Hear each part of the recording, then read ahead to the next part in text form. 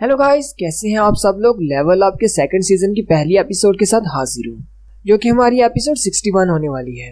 Episode की शुरुआत में एक डंजन का सीन दिखाया जाता है, जहाँ पर वही ए रैंक का हीरो जिसका नाम जेम्स है, जिसने जिन्वू के डैड को डंजन में पकड़ा था, वो बहुत ज्यादा घबरा कर बैठा होता है। उसके सामने वही मॉन्स्टर होता है जिसे शायद हमने एपिसोड 58 में देखा था। और ये भी एक मोनार्च है। जिस तरह हमारा जिन्वू मोनार्च ऑफ शैडो है, उसी तरह ये भी एक मोनार्च ऑफ फ्रोस्ट है। मोनार्च ऑफ फ्रोस्ट जेम्स के सामने खड़ा होता है और कहता है ये भी वो नहीं है। ये सारे लोग ब्रिलियंट लाइट्स के फ्रेगमेंट्स को छुपाने की कोशिश कर रहे हैं। उसी वक्त एक और पोर्टल ओपन होता है और पीछे से एक और मॉन्स्टर निकलता है जिसका नाम योगोमोंट होता है। मोनार्च ऑफ फ्रोस्ट उसे कहता है तुम यहाँ पर क्या कर रहे हो। योगोमोंट उसे कहता है मैं यहाँ पर तुम्हें ईस्ट के बारे में इंफॉर्मेशन देने के लिए आया हूँ। मोनार्च ऑफ फ्रोस्ट उसे कहता है तुम्हारा क्या मतलब है, ईस्ट की तरफ तो शैडो मोनार्च रहता है, तुमने कहा था कि तुम उसको खुद ही संभाल सकते हो। योगोमोंट उसे कहता है नहीं, अब प्लान बदल चुका है, रूलर ने मुझे साउथ की तरफ भेजा है, इसलिए मैं वहाँ जा रहा हूँ। मोनार्च ऑफ फ्रोस्ट उसे कहता है तो फिर शैडो मोनार्च का क्या होगा। योगोमोंट उसे कहता है उसे आर्किटेक्ट खुद ही संभाल लेगा। साथ ही योगोमोंट उसे कहता है मेरे पास एक और बड़ी न्यूज है, ये बात कंफर्म हो गई है, उसी जगह पर ब्रिलियंट लाइट का एक बड़ा सा टुकड़ा भी है। मोनार्च ऑफ फ्रोस्ट ये सुनकर बहुत ज्यादा खुश हो जाता है और कहता है ये तो बहुत ज्यादा इंटरेस्टिंग न्यूज है। योगोमोंट उसे कहता है अब तुम क्या करने वाले हो। मोनार्च ऑफ फ्रोस्ट उसे कहता है अगर वह टुकड़ा मुझे हासिल हो जाए तो मैं तो उसे जरूर हासिल करना चाहूंगा, लेकिन साथ ही वो उसे कहता है लेकिन एक और बुरी खबर है, हमें लगता है कि हम यहाँ पर एक ट्रैप में फंस चुके हैं। वो सामने की तरफ देखते हैं तो जिन्वू के फादर सामने खड़े होते हैं। मोनार्च ऑफ फ्रोस्ट कहता है इस बंदे के पास ब्रिलियंट लाइट का कोई भी फ्रेगमेंट नहीं है, लेकिन ये यहाँ पर एक ट्रेस कैसे छोड़ सकता है जिसकी वजह से हमें यहाँ पर आना पड़ा। मुझे लगता है कि ये हमारे रास्ते में आने वाला है। जिन्वू के फादर उनसे कहते हैं ईस्ट की तरफ तुम जिस इलाके की बात कर रहे हो, क्या तुम कोरिया की बात कर रहे हो। मोनार्च ऑफ फ्रोस्ट उसे कहता है इस बात से तुम्हें क्या फर्क पड़ता है। योगोमोंट उसे कहता है मोनार्च ऑफ फ्रोस्ट मुझे नहीं लगता कि तुम्हारे पास इतना ज्यादा टाइम है कि इस बंदे के साथ यहाँ पर खेलना शुरू कर दो। साथ ही योगोमोंट वहाँ से चला जाता है। मोनार्च ऑफ फ्रोस्ट उसे कहता है अगर तुम हमें रोक सकते हो तो रोक कर दिखाओ। जिन्वू के फादर आगे बढ़ते हैं और अपने नाइफ्स निकालकर उस पर अटैक करने लगते हैं। उसी वक्त मोनार्च ऑफ फ्रोस्ट अपने मैजिक को इस्तेमाल करते हुए अपने सामने आइस की एक शील्ड बना लेता है। नेक्स्ट सीन रेड गेट का होता है जिसके अंदर जिन्वू फंसा हुआ है। जिन्वू सारे छोटे मॉन्स्टर्स को मारते हुए बॉस तक पहुंच जाता है। बॉस जिन्वू से कहता है क्या तुमने मेरे सारे भाइयों को मारा है। बॉस जिन्वू से कहता है तुम तो बहुत ज्यादा इम्प्रेसिव हो, अकेले ही तुम यहाँ तक पहुँच जाए, तुमने ना सिर्फ मेरे बहुत सारे भाइयों को मारा है बल्कि तुम्हें तो हमारी लैंग्वेज भी आती है, लेकिन जो भी हो यहाँ पर तुम्हारा अंत होता है, इससे आगे तुम नहीं जा पाओगे। वो बॉस जिन्वू से कहता है मेरे बहुत सारे लोग आसपास तुम्हारा इंतजार कर रहे हैं। जल्दी से वो चिल्लाकर उनसे कहता है बाहर निकल आओ और अटैक करो, लेकिन कोई भी निकल कर नहीं आता। बॉस भी ये देखकर हैरान हो जाता है। जिन्वू से कहता है तुम्हें क्या लगा था मैं यहाँ पर अकेला आया हूँ। जिन्वू अपने शैडो सोल्जर से कहता है बाहर आ जाओ, और वो जंगल में से उसके जितने भी साथी होते हैं उन सबको मारकर बाहर निकल आते हैं, जो कि जंगल में चुप कर बैठे हुए थे जिन्वू पर अटैक करने के लिए। उसी वक्त बीरू उसके एक साथी का कटा हुआ सर उसकी तरफ फेंकता है। बॉस उसे हाथ में पकड़ लेता है और देखता है वो तो उसी के अपने ही साथी का सर होता है। ये देखकर बॉस बहुत ज्यादा गुस्सा हो जाता है और जिन्वू को गाली देता है। जिन्वू अपने शैडो सोल्जर से कहता है सबको मार डालो। बॉस के साथ जितने भी बंदे होते हैं वो सभी को मार डालते हैं।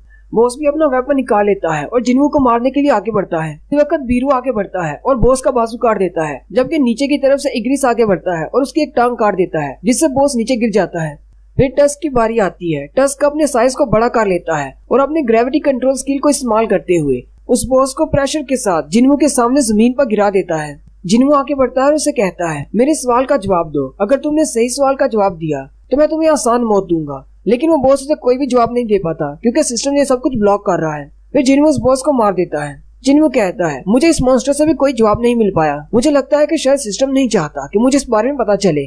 साथ ही जिन्वू अपनी इन्वेंट्री को ओपन करता है और इन्वेंट्री में से उसी की को निकालता है जो कि उसे डीमन किंग बैरन को मारने पर मिली थी। जिन्वू कहता है जैसे मैं लेवल 100 पर पहुंचा था तो इस की थोड़ी सी डिटेल्स अनलॉक हो गई थी और साथ ही उसके पास विंडो ओपन होती है जिसमें उस की सारी इन्फॉर्मेशन लिखी होती है। असल में ये की कार्टिनोन टेम्पल की है। कार्टिनोन टेम्पल आपको याद होगा जहाँ से सबकी शुरुआत हुई थी, वो डबल लेयर डंजन जहाँ से एपिसोड 1 में ये लोग फंस गए थे और जिन्वू को एक सिस्टम मिला था जिसकी वजह से जिन्वू एक प्लेयर बन गया था। लेकिन फिलहाल जिन्वू इसको इस्तेमाल नहीं कर सकता क्योंकि जिन्वू इसको जिस जगह पर इस्तेमाल कर सकता है उस लोकेशन के बारे में जिन्वू को 417 घंटों के बाद बताया जाएगा। जिन्वू कहता है मैं आज तक उस कार्टिनोन टेम्पल को नहीं भूल पाया, हालांकि मैंने कितनी कोशिश की, लेकिन वो एक बुरे सपने की तरह है। ये सिस्टम मुझे दोबारा उसी जगह पर बुला रहा है जहाँ से सबकी शुरुआत हुई थी, लेकिन अब बहुत कुछ बदल चुका है। उस वक्त मैं एक कमजोर सा लड़का हुआ करता था, लेकिन अब मैं पावरफुल हूँ। मुझे लगता है कि इसकी शुरुआत इसी तरह हुई थी। ये सब कुछ ऐसे ही प्लान था। अगर कार्टिनोन टेम्पल में जो कोई भी है वो मेरा इंतजार कर रहा है तो उसे मेरा इंतजार करना चाहिए, क्योंकि मैं बहुत जल्दी वापस आने वाला हूँ। और यहीं पर उस बड़े स्टैचू को भी दिखाते हैं जिसके सामने इन्होंने झुककर अपनी जान बचाई थी।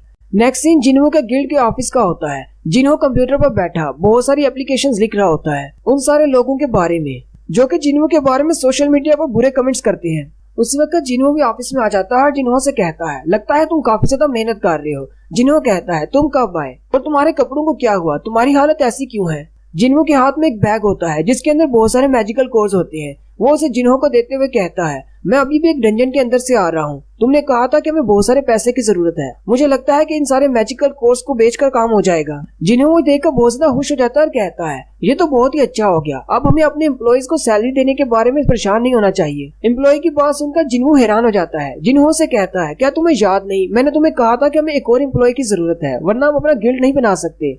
जिन्हों से कहता है अच्छा ठीक है, मुझे याद आ गया, तुमने बताया था हमें तीसरा बंदा भी चाहिए। जिन्हों से कहता है हालांकि हमें सिर्फ कोटा को पूरा करने के लिए एक बंदा चाहिए, लेकिन वो बंदा बहुत ही अच्छा होना चाहिए क्योंकि उसने इस गिल्ड का फाउंडिंग मेंबर बनना है। वो कम से कम भरोसे के लायक तो होना चाहिए। जिन्हों से कहता है क्या बस इतना ही या और भी कुछ चाहिए। जिन्हों से कहता है एक और इम्पोर्टेंट मसला है, हमें अपने गिल्ड का नाम भी सोचना है। जिन्हों से कहता है मुझे भी लगा था ये बहुत ज्यादा इम्पोर्टेंट मसला हो सकता है। जिन्हों से कहता है हाँ हमें जल्दी से अपने गिल्ड का एक नाम सोचना है।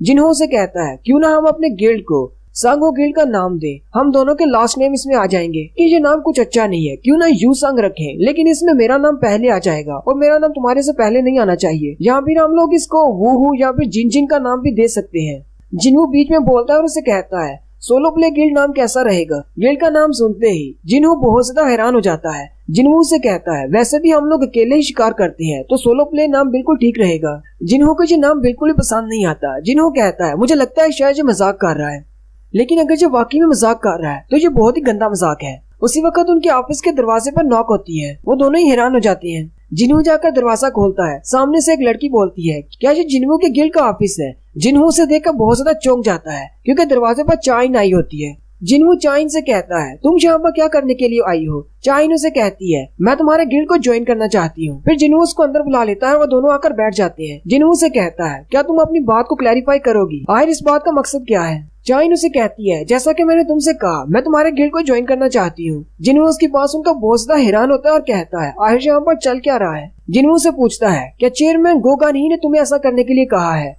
चाइन कहती है नहीं, वो मुझे ऐसा करने को क्यों कहेंगे। जिन्हों से कहता है तो फिर क्या चोई जोंग ने तुम्हें अपने गिल्ड से निकाल दिया। चाइन कहती है नहीं, उसने नहीं निकाला।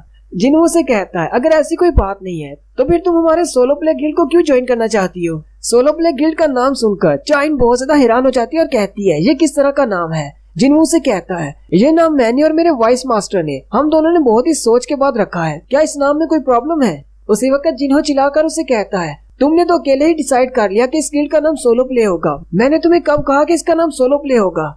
जिन्हों हैरान होकर उसकी तरफ देखता और कहता है तुमने आगे से कोई जवाब नहीं दिया तो मुझे लगा शायद तुम्हें ये नाम पसंद है। जिन्हों चाइन की तरफ देखता और कहता है इसकी हार्ट बीट बहुत ज्यादा बढ़ चुकी है और इसकी सांस की रफ्तार भी तेज हो चुकी है। ये अपने आप को शांत रखने की कोशिश कर रही है लेकिन इसके अंदर कुछ ना कुछ तो चल रहा है। जबकि चाइन उसके सामने बैठकर बहुत ज्यादा शर्मा रही होती है। जिन्हों कहता है आखिर ये हमारे गिल्ड को ज्वाइन क्यों करना चाहती है। जिन्हों चाइन से कहता है तुम्हारी अवेकनिंग को भी पूरे 2 साल भी नहीं हुए, तुम तो हंटर्स गिल्ड के साथ एक कॉन्ट्रैक्ट में हो, वो भी कंप्लीट नहीं हुआ। चाइन जल्दी से उसे कहती है मुझे पता है कि मेरा कॉन्ट्रैक्ट खत्म होने से पहले अगर मैं छोड़ती हूँ तो मुझे पेनल्टी के तौर पर बहुत सारे पैसे देने पड़ेंगे, लेकिन मैं वो देने को तैयार हूँ। जिन्हों हैरान हो जाता है और सोचता है ये तो अपनी पेनल्टी फीस भी देने को तैयार है, आखिर ये हमारे गिल्ड में इतनी ज्यादा इंटरेस्टेड क्यों है। जिन्हों फिर से चाइन से कहता है लेकिन हमारा गिल्ड बहुत ज्यादा न्यू है और हमारे पास इतने ज्यादा रिसोर्सेज नहीं है कि हम तुम्हें तुम्हारे रैंक के मुताबिक सैलरी दे सके। चाइन उसे कहती है कोई बात नहीं, मैं काम कर लूंगी और मुझे कोई बोनस या फिर एक्स्ट्रा मनी भी नहीं चाहिए। जिन्हों से कहता है आखिर हमारे गिल्ड में ऐसा क्या है जो तुम हर चीज छोड़ने को तैयार हो हमारा गिल्ड ज्वाइन करने के लिए, यहाँ पर तुम्हें कुछ भी हासिल नहीं होने वाला।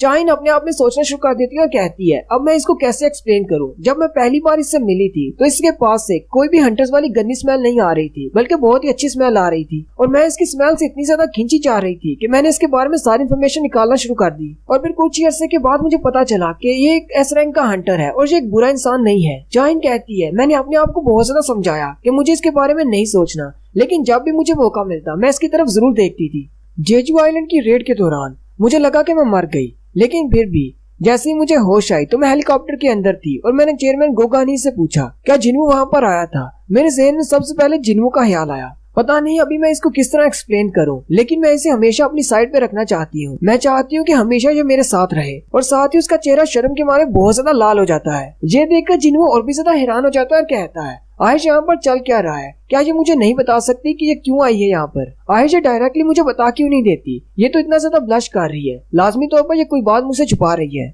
जिन्हों चाइन से कहता है, क्या तुम अभी भी मुझे जवाब नहीं दोगी? चाइन उसे कहती है, मेरे यहाँ पर आने का मकसद है, मैं एक आराम की जिंदगी चाहती हूँ। क्या मैं आराम की जिंदगी नहीं गुजार सकती? जिन्हों आगे बढ़ता है और जिन्हों से कहता है, चलो ठीक है, इसकी बात मान लो। पता नहीं वहाँ पे हंटर्स ने इसको कितना ज्यादा पुश किया होगा जिसकी वजह से यहाँ पर आ गई है। जिन्हों सोचता है अभी इसकी उम्र ही सिर्फ 22 साल है और ये एक एस रैंक की हंटर बन चुकी है, इसे कितना ज्यादा काम करना पड़ता है। शायद इसीलिए ये हमारे गिल्ड को ज्वाइन करना चाहती है ताकि आराम की जिंदगी गुजार सके, क्योंकि यहाँ पर इसे ज्यादा काम नहीं करना पड़ेगा। जिन्हों से कहता है, चलो ठीक है, तुम हमारे गिल्ड को ज्वाइन कर सकती हो, लेकिन तुम्हें एक एंट्रेंस टेस्ट देना होगा। उसी के बाद फैसला होगा कि तुम हमारे गिल्ड को ज्वाइन कर सकती हो या नहीं। और यहीं पर हमारी एपिसोड 61 का एंड होता है। एक्सप्लेनेशन अच्छी लगी हो तो कमेंट करके जरूर बताएं। चैनल को सब्सक्राइब कर दे, वीडियो को लाइक और शेयर कर दे। शुक्रिया।